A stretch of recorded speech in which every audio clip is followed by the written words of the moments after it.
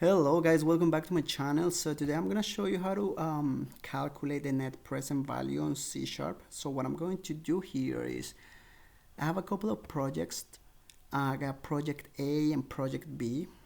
So I already have the results here. What I'm going to do is I'm going to create the same function that you guys can pretty much input in Excel, and you'll get pretty much the same results on C Sharp. So let's start by doing project A. Let's go back here, and if you guys noticed, we had a rate. So our rate, which is the WACC, was 35%. We're going to work with doubles. Okay, we're going to have also an investment, right? So I'm going to have an investment. Let's just call it investment 1. And the investment 1 is going to be $30,000. So I'm going to have $30,000. So I have a couple of variables defined here. So what I'm going to do now is I'm going to create an array that is going to have all the cash flows. So I'm going to work with a double, and then I'm going to say project 1 or project A. That's going to be my first project, right? And I'm going to initialize that as a double, and then I'm going to have my cash flows here. So I'm going to have 25,000. My second year is 25,000, and my third year was 30,000. So I have all my cash flows now. What I'm going to do now is I'm going to create a new variable here. Let's just call it double total 1. This is going to be equal to financial dot, and then I'm going to call my NPV, which is net present value. And in order to do this, financial dot net present value, you'll have to add the Microsoft Visual Basic using a statement right here on top. So we're basically using Visual Basic functions on C Sharp. So we're just gonna call the arguments here. So I'm going to need a double rate, which I have it here, is gonna be my WACC. And then I'm going to have a reference double value array, which I have it here, which is my project A. So comma ref, and then I'm going to have my project A. All right, perfect. So far I calculated this. All right, so my real total, I'm going to call it a double as well. Double, let's call this net present value A. And this is going to be my minus investment 1 plus my total 1. Okay, so I calculated a function here, but I have to add the investment.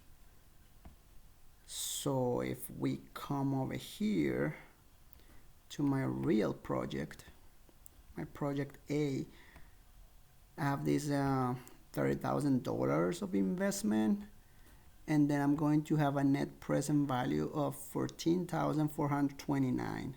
So we should be getting the same result here.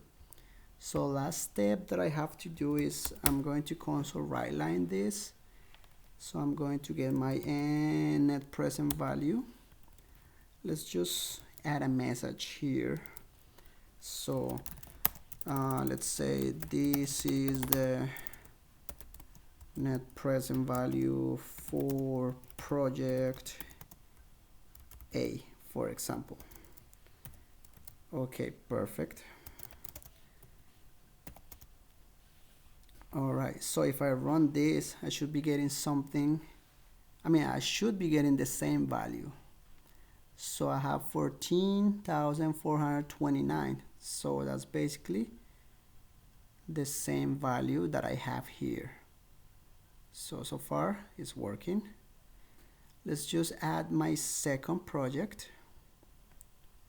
So my second project, project B, has $20,000 of investment, and it has different cash flows, and I should be getting the 34,000 ish value. So let's go over my application right here. So I'm going to have a different investment, which is $20,000, right? And then I'm going to have different cash flows, 26, 28, and 40. And here I'm going to console right line the same. Let's just copy the same message, but in this case I'm going to create a new variable. So let's just do the same right here. I'm going to create a double total 2. This is going to be equal to my financial dot net present value, right? And then we're going to be working with the same rate of return, but in this case I'm going to have a different cash flow array, which is going to be my project 2. Let's just call it project B, because that was the real name. So I'm going to have my project B, and there you go. So here what I'm going to do, just to wrap up, I'm going to create a double net present value B is going to be equal to my investment number 2. So number 2 plus my total 2, and there you go. I should be ready to print my net present value B. Okay, and then I'll change the message. Here is going to be project B. So if I come back to the Excel file, I'm gonna get this value, 34,131. So let's just come over here, and I'm going to run the application, and okay, I'm getting a different value, 7,000. So it's probably an issue with the cash flows. Let's just make sure that I have the same values.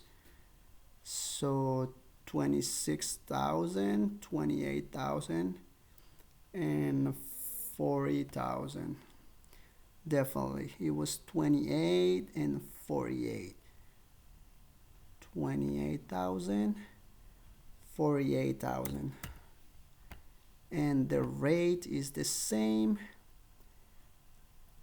The investment 2 is 20,000. Let's just go and check real quick. Yes. Okay, should be good now. So let's see if we get the same values. Let's just run this, and it's going to be 74,000. Okay, let's see if I got the error in my Excel formula. Nope. So 34,000. I'm still getting an error here. So I did something wrong over here. Let's try to catch the error real quick. So I got my project B.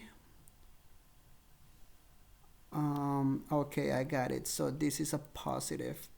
So if I run this, because I already subtracted that later, I'm gonna have the real value, 34,000. Okay, perfect. Yeah, that was my bad. So I hope you guys liked the video and enjoy it.